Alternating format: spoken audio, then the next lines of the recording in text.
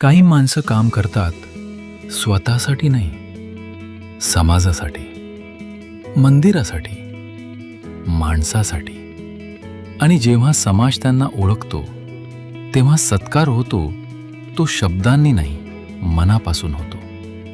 Voice of मीडियाच्या राष्ट्रीय कार्याध्यक्षपदी डॉक्टर दिगंबर महाले यांची निवड झाल्याबद्दल अमळनेरमधील अनेक संस्थांनी त्यांचा सत्कार केला. आणि या सत्काराला उत्तर देताना डॉक्टर महाले स्वतः काय म्हणाले ते ऐका, त्यांच्याच शब्दात. आणि माझ्या नशिबात असे काही लोक आलेत. माझा मित्रपरिवार जो या ठिकाणी उपस्थित आहेत, यांनी जर मला ताकद दिली नसती सर, एकटा माणूस काहीच करू शकत नाही. आज खांद्याला खांदा लावून प्रत्येक क्षेत्रामध्ये परमेश्वराने मला असे काही लोक दिले, संख्येने कमी दिले. शिवाजी महाराजांकडे मावळे कमी होते, पण ते हजारोंना भारी पडायचे. त्याचं कारण असं होतं की त्यांच्या फक्त उरात आग नव्हती, तर एकनिष्ठता देखील होती, प्रामाणिकपणा देखील होता. आज मला अशी जीवाभावाचे सर्व साथी मिळाली की जे आज या ठिकाणी उपस्थित आहेत सगळे. मला त्याचा जास्त आनंद आहे की त्यांच्या समोर हा सत्कार होतोय. हा 10 लाख लोकांच्या समोर झाला असता मला त्याचं फारसं अप्रूप राहिलं नसतं, पण जे माझ्या जीवाभावाचे लोक आहेत त्यांच्या समोर हे सगळं काही घडतंय याचा मला मनस्वी आनंद आहे सर. व्यासपीठावर उपस्थित सर्वच मान्यवर, आता आमचे रियाज मौलाना जे एक शायर दिल माणूस है सर, हमारे सर के बारे में हम इतना ही बात करेंगे कि इस सादगी पे कौन ना मर जाए मालिक, इस सादगी पे कौन ना मर जाए मालिक, लड़ते और हाथ में तलवार भी नहीं. यांचा जीवन संघर्ष पाहून, यांचं संघर्षमय जीवन पाहून, 24 तास सतत लोकाभिमुखता पाहून मी थोडं शिकलोय. तुम्हाला यांचं एक रहस्य मी सांगतो. यांना घरात अजिबात त्रास नाही. त्यांचा त्रास जेवायला थांबवत, चहाला थांबवत चालले. सर तेवढं बघून घ्या. पण 24 तास एक पत्रकार म्हणून एक तुम्हाला सांगतो, जो आयुष्यभर फक्त मी, माझी बायको, माझे मुलं, माझा संसार असा कुपमंडूक राहतो ना, त्याची निधन वार्ता पण छापून येत नाही, त्याची कोणीच दखल घेत नाही. ते बेडकासारखं जीवन असतं एखाद्या डबक्यामध्ये, त्याला तोच महासागर वाटतो.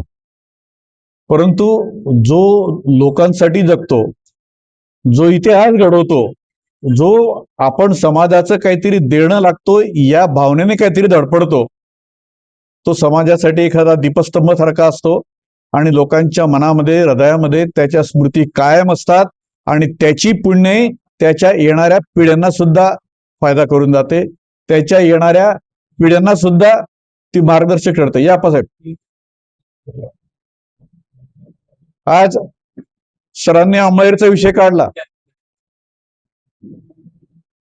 की ज्या वेळेला माझं नावासोबत अमळनेरचं नाव जोडलं जातं तेव्हा किमान अमळनेर दाखवण्यासारखं असलं पाहिजे. सरांची अतिशय रास्त आणि परखड भूमिका आहे. मौलाना जी, समझ का फेर है, उसी का नाम अमळनेर है. असं वाटणारे किती लोक आहेत की ज्यांना असं वाटतं की आपलं अमळनेर खरोखर एक अतिशय आदर्श गाव असलं पाहिजे. आपण शिरपूरचं उदाहरण घेतो. एखाद्या गावासाठी एखादा असा नेता मिळतो की तो त्या गावाचा इतिहास, भूगोल, अर्थशास्त्र, नागरिकशास्त्र सगळंच बदलून टाकतो. परंतु काही गावांमध्ये काही नागरिक असे असतात की त्या गावाला एका वेगळ्या उंचीवर नेऊन ठेवतात. आपले सांगोल्याचे जे आमदार होते देशमुख साहेब, गणपतराव देशमुख, तिथले नागरिक मतदानाच्या वेळेला त्यांच्याकडनं चहा सुद्धा प्यायचे नाहीत. तिथले नागरिक मतदानाच्या वेळेला त्यांच्याकडून चहा सुद्धा प्यायचे नाहीत. आदरणीय स्वर्गीय गणपतराव हे अमळनेर आपलं सांगोला ते मुंबई नेहमी बसनेच गेले. एखाद्या अत्यंत सामान्य माणसासारखं त्यांचं घर राहिलं. पण आपल्याकडे काय परिस्थिती आहे? आपण सगळेजण सर साने गुरुजींचं नाव घेतो. आज जर साने गुरुजी आयात राहिले असते आणि त्यांना तुम्ही खाशी मंडळात उभं केलं असतं, दादा काय झालं असतं?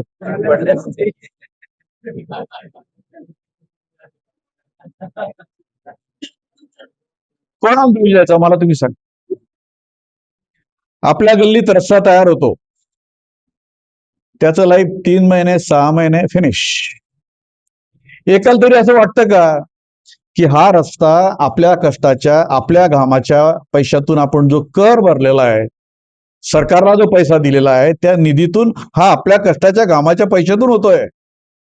आपण जावं, बघावं, पाहावं की सिमेंट कोणतं आहे, रेती वापरली का, खडी किती आहे, त्यात स्टील टाकलंय का? किती लोकांनी आजपर्यंत असं पाहिलेलं मला सांगा बरं तुम्ही. आपण जर काहीच केलं नाही तर मग कसं होईल मला सांगा ना तुम्ही. मग फक्त आपण निवळ असं म्हणून चालणार आहे का की सगळ्यांना आवडेल, सगळ्यांना वेगळं वाटेल असा आंबळेरा माल घडवायचंय? घरी बसून नाही होणार होते. आदरणीय बापूसाहेब गुलाबराव बापूंचे अतिशय निकटवर्ती होते. माझ्या सुद्धा राजकीय जीवनाची सुरुवात बापूंपासून झाली. त्या काळामध्ये टेलिफोन सुद्धा फार कमी लोकांकडे असायचा, तरी देखील नुसता माउथ टू माउथ मेसेज जायचा आणि शिंगाड्या मोर्चासाठी हजारो लोक हजर राहायचे. आज किती अन्याय उद्या 10 वर्षापूर्वी कापसाचा जो भाव आहे तोच आज आहे. मला हे सुरुची बापू अण्णा वगैरे काहीतरी ज्यांना घरी काहीच काम धंदे नाहीत असे लोक फक्त तिथं जातात, निवेदनं देतात, भांडण करतात, बाकीच्यांना काहीही वाटत नाही. मला तुम्ही सांगा, असं करून बदल घडणार आहे का? अंतर्मुखून मला उत्तर द्या की असं करून बदल होणार आहे का? एकटे पवार सर बघा, आज त्यांचं देखील वय बोलायला लागलेलं आहे. पूर्वी ते पळत जायचे, आता त्यांना चालत जावं लागतंय. तुम्ही या गोष्टीचा विचार करा की आपण पवार सर नाही होऊ शकलो तरी किमान त्यांच्या नक्षे कदमवर एक 2-4 पावलं तरी आपण चालण्याचा जर सगळ्यांनी प्रयत्न केला तर आंबळेर काय हो, आपण सगळी दुनिया बदलू शकतो. त्यात विशेष काय मला तुम्ही सांगा, ज्याच्या खिशात पैसा नाही परंतु जो अत्यंत प्रामाणिक माणूस आहे असा माणूस आंबळेमध्ये का निवडून येऊ शकत नाही? आणि मग मला सांगा, ज्याने कोट्यवधी रुपये खर्च केले तो कुठून काढेल? माल लगाव माल को माल मिलेगा. नगरसेवक म्हणतात आम्हाला 50-50 लाख रुपये लागलेले आहेत. त्यांना खर्चात टाकणारे कोण? मग त्यांनी जर बोगस कामं केले तर मग त्याच्या विरुद्ध आपल्याला बोलायला कितपत ताकद उरते, आपल्या आवाजाला कितपत धार उरते? हे सत्य आहे. परंतु अजूनही वेळ गेलेली नाही. परिस्थिती केव्हाही बदलवता येते. इंग्रजांनी 150 वर्ष राज्य केलं पण परिस्थिती बदलली ना. 150 वर्षानंतर का असे ना स्वातंत्र्य मिळालं ना. तसं ही परिस्थिती बदलवण्यासाठी आपण बोटावर मोजणे इतके मोजके लोक जरी आपण पुढे आलो तरी ज्याप्रमाणे शिवाजी महाराजांचे मोजके मावळे हजारोंना भारी होते तसं आपण भारी पडू इतकं तुमची प्रत्येकात ताकद आहे. तुमची सगळ्यांची अवस्था कस्तुरी मृगासारखी आहे. तुम्हालाही माहिती तुमच्यात काय ताकद आहे. तुम्ही तुमच्यातली ताकद वापरत नाहीत. माझी आपल्याला विनंती या निमित्ताने, जिल्ह्याचा कार्याध्यक्ष ते राष्ट्रीय कार्याध्यक्ष हा माझा जो काही प्रवास राहिलेला आहे अवघ्या 3 वर्षात आहे. सरांनी माझा शिक्षक प्रतिनिधी पदाचा कार्यकाळाबद्दल सांगितलं. 7 टर्म बिनविरोध माझ्या विरुद्ध कुठलाही अर्ज नसायचा. सलग 21 वर्ष माझा लढा सरांनी जितक्या जवळून पाहिला आहे, आणखीन काही 2-4 आमचे सिनियर शिक्षक आहेत या ठिकाणी यांनी पाहिलेला आहे.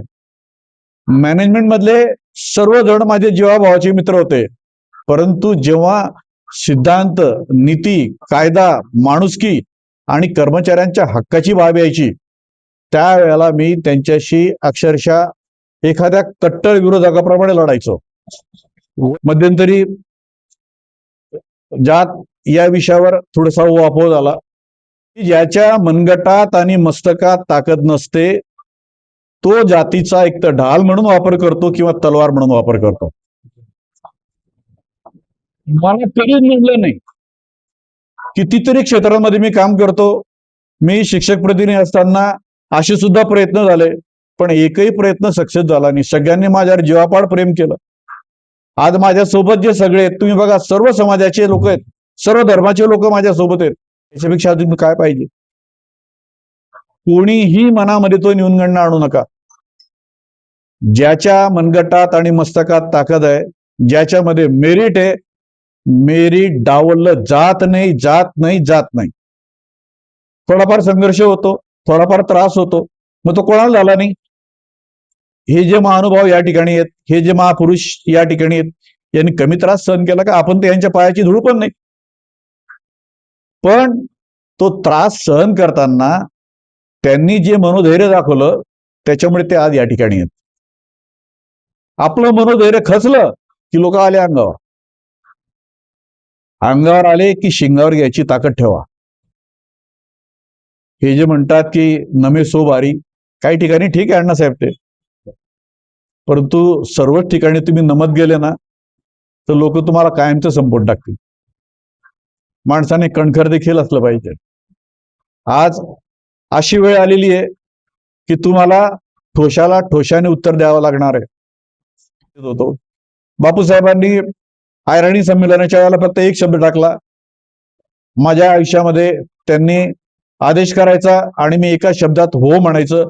हे आमचं अलिखित नियम आहे. त्यांचा तो माझ्यावर अधिकार आहे, ती त्यांच्याप्रती माझी श्रद्धा आहे. काय झालं? ज्या लोकांना हे सहन होत नाही त्या लोकांनी काहीतरी विकृत लोकांना धरून, आता मध्यंतरी चुकीची पत्रकारितेतील गैरप्रवृत्ती याचा देखील उहापोह झाला. ते देखील आपल्याच समाजाचा एक भाग आहेत. त्यांना कोण प्रवृत्त करतं? हे घे पैसे, घे ते मौलाना बदलली, मी बसलोय, झालं. त्याने काहीतरी लिहायचं, हे घे पैसे, ते बापूराव फार पुढे चालले, जरा लाव त्यांना, लाव बत्ती. हे कोण करतं? हे आपण करतो. मग त्यांना दोष द्यायचा की त्यांना अशा पद्धतीने प्रवृत्त करणारे आणि त्यांना अशा पद्धतीने वाढवणारे, त्यांना ऊर्जा देणारे, त्यांना पैसे देणारे, त्यांना ताकद देणारे, यांना दोष द्यायचा. आज हेच सुरू आहे. एकमेकांचा वचपा काढण्यासाठी जे शिखंडी वार करतात, ते शिखंडी वार करणारे अशा अपप्रवृत्तींना वाढवत आहेत. आज भौतिकतेकडे काळ चाललेला आहे. आपण जेव्हा लहान होतो तेव्हा ज्याच्या हातामध्ये ती हेनरी सँडो, त्याला अँडो सँडो म्हणायचे, हँडो सँडोची घड्याळ, सायकल, घरात पंखा, त्याला श्रीमंत मानायचे. 3 बँडचा रेडिओ, और बापरे त्याच्या घरात 3 बँडचा रेडिओ आहे.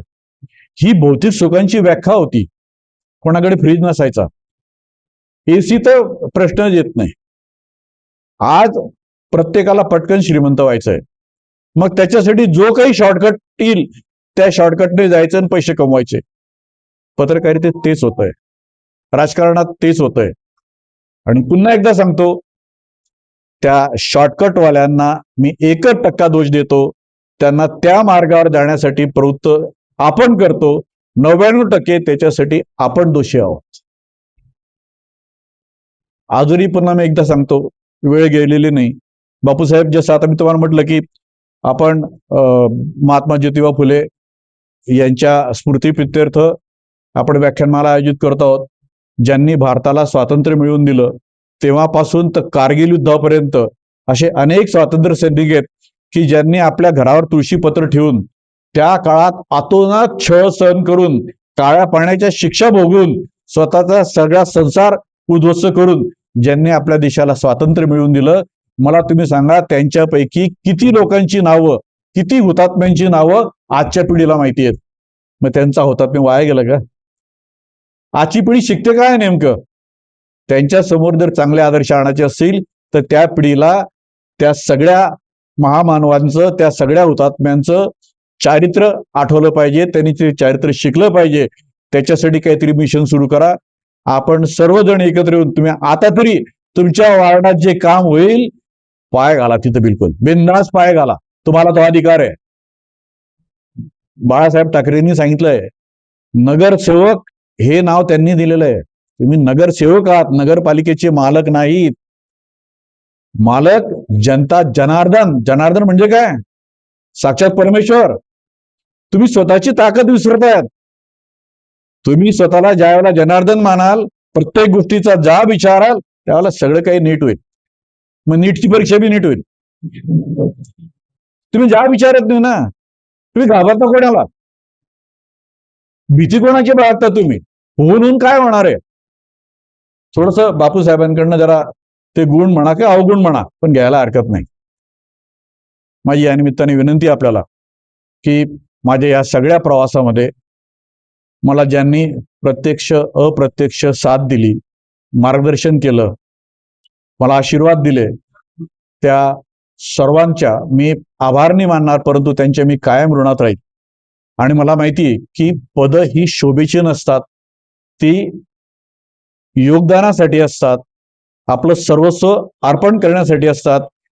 हे सगळं सुख अर्पण करून ज्या वेळेला आपण हे मार्गक्रमण करत असतो आणि तेव्हा आपल्यावर काहीतरी खोटे आरोप होतात, आपल्यावर बदनामीचे षडयंत्र होतात, त्यावेळेला मनाला वेदना होत नाही अशातला भाग नाही. एक जरूर आहे की आपल्यावर आरोप कोण करतंय, त्याची काय लायकी आहे, ते पाहून माणसाने मनावर घ्यावं. हे असं जरी असलं तरी देखील कुठंतरी माणूस व्यथित होतो. आजवरचा माझा सगळा प्रवास जो आहे, कितीही चांगलं करायचा प्रयत्न केला तरी प्रत्येक वेळेला त्रास झालेला आहे. आणि मग मी अशा वेळेला अशा महामानवांकडे पाहतो की त्यांनी किती त्रास भोगला असेल. आज अण्णांचंही बघा तुम्ही, बापूंचंही पहा, त्यांचं वय बघा, हे नातवंड खेळवण्याचं वय आहे, त्यांना वेळ देण्याचं वय आहे, पण आजही ते काय करतायत? बस हा गुण 5 ते 10% जरी आपण घेतला तरी तोच माझा सत्कार मी मानेल. धन्यवाद.